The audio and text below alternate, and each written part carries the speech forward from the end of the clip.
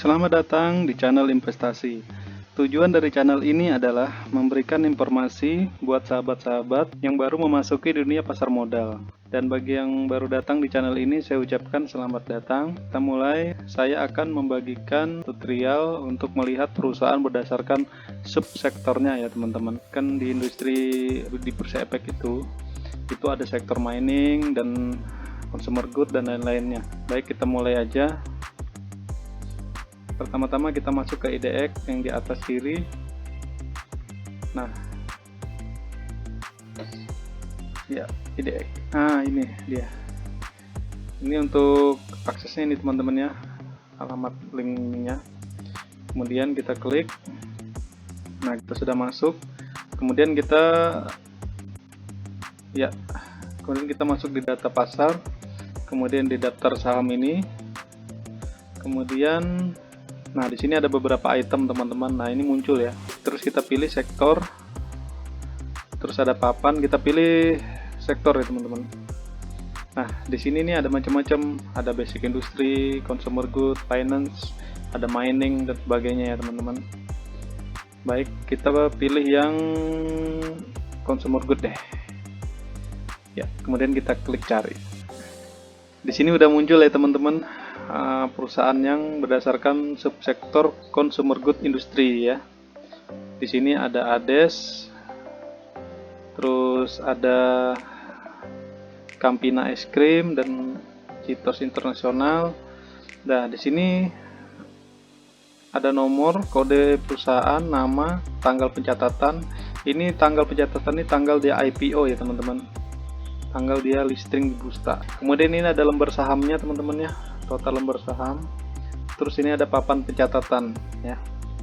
Nah, ini ada pengembang dan utama. Apa itu maksud pengembang dan utama? Baik, saya akan jelaskan untuk yang utama ya. Pengertian indeks papan utama atau main board itu indeks papan yang merupakan perusahaan yang besar dan telah memiliki kayak pengalaman operasional, apa saja syarat yang mesti dipenuhi mereka. Itu ada beberapa kriteria untuk menjadi indeks papan utama ya. Mereka harus punya badan hukum yang jelas. Kedua, mereka itu menjalani kegiatan operasional itu menurut minimal itu 36 bulan. Biasanya mereka perusahaan yang sudah mendapat laba ya dari kegiatannya personalnya, minimal itu 1 tahun terakhir ya. Perusahaan juga harus memiliki nilai aset berwujud itu sekitar 100 miliar rupiah. Pendapatan atau opini dari audit terhadap laporan keuangan perusahaan itu selama 2 tahun terakhir harus wajar tanpa modifikasi ya, atau wajar tanpa pengecualian.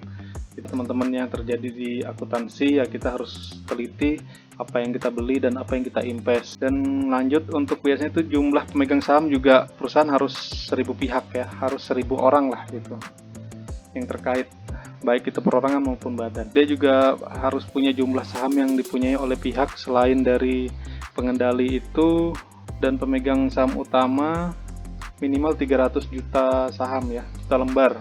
Kemudian 20% dari total saham merupakan untuk ekuitas di bawah 500 miliar. 15% dari total saham untuk ekuitas, yaitu biasanya itu 500 miliar sampai dengan 2 triliun rupiah. Dan 10% dari total saham untuk ekuitas, yaitu 2 triliun rupiah ya teman-teman. Indeks papan pengembang untuk mencatat saham-saham emiten perusahaan skala menengah ya, yang diharapkan bisa berkembang. Lalu apa saja indikator yang membuat perusahaan masuk ke dalam kategori papan pengembang?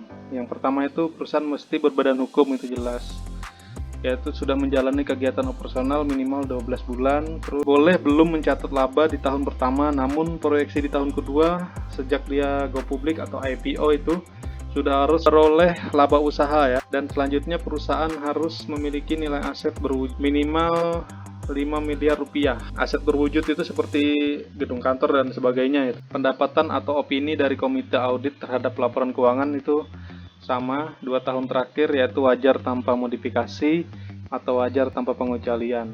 Dan selanjutnya jumlah pemegang saham perusahaan harus 500 pihak. Kalau yang pertama tadi ya, papan utama itu kan dia 1000 ya, kalau ini 500. Terus jumlah saham yang dimiliki oleh pihak selain pengendali dan pemegang saham utama yaitu minimal 150 juta saham. Lalu 20% dari total saham emiten untuk ekuitas kurang dari 500 miliar 15% dari total saham untuk ekuitas sebesar 500 miliar sampai dengan 2 triliun, dan 10% dari total saham untuk ekuitas sebesar 2 triliun. Kita akan kembali untuk melihat ini ya teman-teman. Nah, teman-teman juga bisa milih nih, klik papan. Nah, ini ada di papan ini kan ada pilihan ini, pengembang utama dan utama.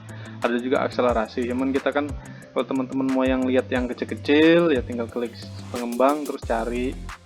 Nah, ini nanti kelihatan kan pengembang-pengembang semua kan. Teman-teman mungkin bisa lihat nama-namanya kan tidak umum gini itu.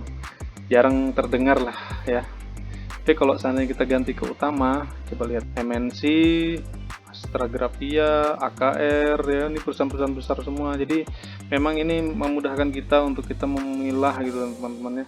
Tuh ada Era Sembada, ini apa, perusahaan pengecer HP ya. Terus tuh, nah karena ini masuk retail ya, trade, service and investment ya, jadi satu gitu loh.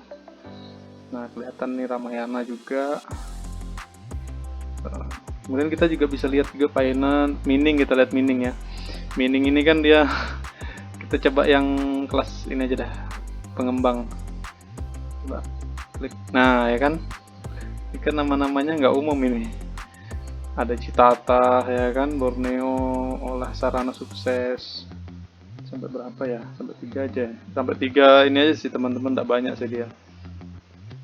Terus kalau yang utama kan ini banyak nih. Nah, di sini kan, woi, ada RO, Aneka Tambang, Ratu Prabu Energi, Bayan Resus. Ini kan perusahaan besar semua, dan Mahenwa. Mungkin teman-teman yang udah biasa di perusahaan tambang mungkin udah kenal ini nama perusahaan-perusahaan ini ya. Sudah nggak asing lah di telinga kita. Nah, ada Pale juga ya, Inco lah, ya, Indika Energi, Netco, jadi perusahaan timah ya, Bukit Asam. Ini memang ini sih. Nah, mungkin dari saya itu aja teman-temannya. Saya harap ini dapat membantu teman-teman dalam mengenal pasar modal. Jangan lupa untuk di like and subscribe ya channel ini.